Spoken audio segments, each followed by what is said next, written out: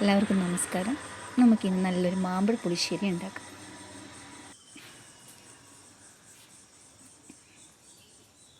ഇതിനാവശ്യമായ സാധനം എന്ന് ചോദിച്ചാൽ ആദ്യം നല്ല പഴുത്ത മാങ്ങയാണ് ഞാൻ കഴുകി വെച്ചിട്ടുണ്ട്. പിന്നെ ഇതിന് വേണ്ട ആവശ്യമായത് തേങ്ങ, അല്പം മഞ്ഞൾപ്പൊടി, മുളക് പൊടി, പിന്നെ കറിവേപ്പില, പിന്നെ കുറച്ച് തൈര് വേണം,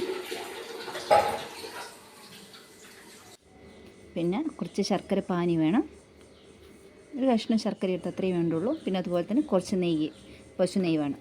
ഞാൻ മിൽമേൻ്റെ പശു നെയ്യാണ് എടുത്തിട്ടുള്ളത്. പിന്നെ നമ്മൾ പഴുത്ത മാങ്ങ തൊലി കളഞ്ഞ് വെച്ചിട്ടുണ്ട് ഇവിടെ. ഇനി നമുക്ക് കറിയിലേക്ക് കിടക്കാം. പഴുത്ത മാങ്ങ ഓരോന്നായിട്ട് ഇത് ചട്ടിയിൽ വെക്കുവാണ്.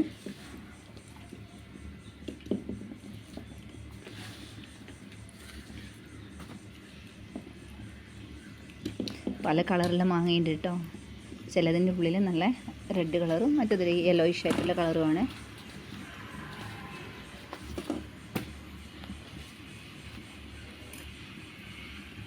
എന്നിട്ട് അല്പം വെള്ളം ചേർക്കുക. അതിനുശേഷം കുറച്ച് ഉപ്പും ചേർത്ത് ഇത് അടച്ച് വെക്കുക. കുറച്ച് അവിടെ കിടന്നിട്ട് വെന്തോട്ടെ.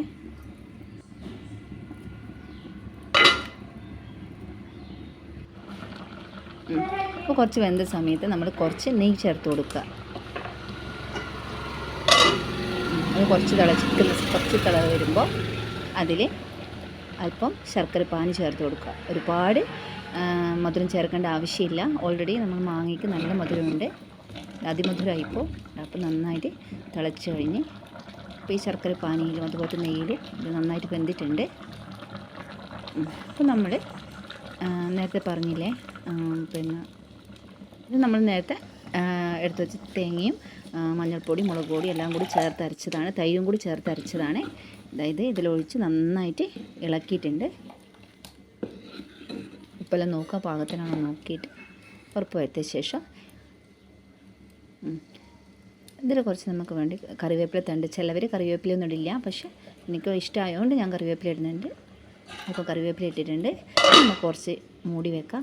അത് നന്നായിട്ട് വെന്തോട്ടതാ. നന്നായി വെന്ത് കഴിഞ്ഞിട്ടുണ്ട്. നന്നായിട്ട് കുറുകിയിട്ടുണ്ട്. ചാറൊക്കെ നല്ലൊരു സ്മെല്ല് വരുന്നുണ്ട്. ആ മാമ്പഴത്തിൻ്റെ ഒരു സ്മെല്ല് വരുന്നുണ്ട് നന്നായിട്ട്. ആ നെയ്യുടെയും മാമ്പഴത്തിൻ്റെയും പിന്നെ ശർക്കരയുടെ എല്ലാം തിളച്ചിട്ടുള്ള പ്രത്യേക തരത്തിലുള്ളൊരു സ്മെല്ല് ചുറ്റും പരക്കുന്നുണ്ട്.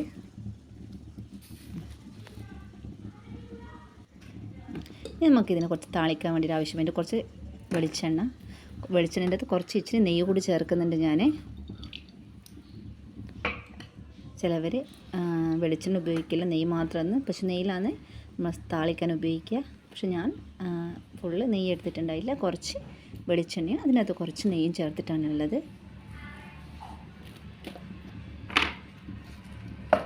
നെയ്യ് നന്നായിട്ട് ചൂടാവുന്നുണ്ട്. ഈ ചൂടാകുമ്പോൾ കുറച്ച് കടുകിട്ട് പിന്നെ നമുക്ക് വേണ്ടത്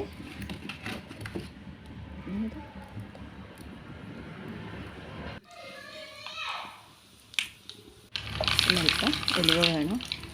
കുറച്ച് സ്ലോ ആണ് വീഡിയോ. കുറച്ച് ഉരുവിയിട്ട് പിന്നെ വറ്റൽമുളക്, കറിവേപ്പില അതൊക്കെ ഇട്ടിട്ട് നന്നായി മൂപ്പിച്ച് കറിവേപ്പില ഇടും കേട്ടോ.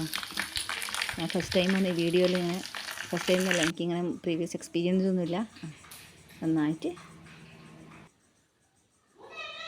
കറി നേരത്തെ ഒരു താളിച്ച് ചേർത്തിട്ടുണ്ട് കേട്ടോ.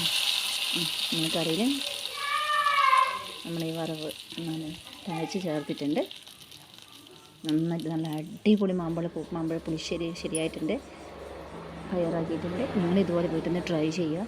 എൻ്റെ ചാനൽ ഇതുവരെ കാണാത്തവരാണെങ്കിൽ സബ്സ്ക്രൈബ് ചെയ്യുക, ലൈക്ക് ചെയ്യുക, ഷെയർ ചെയ്യുക. Okay, thank you.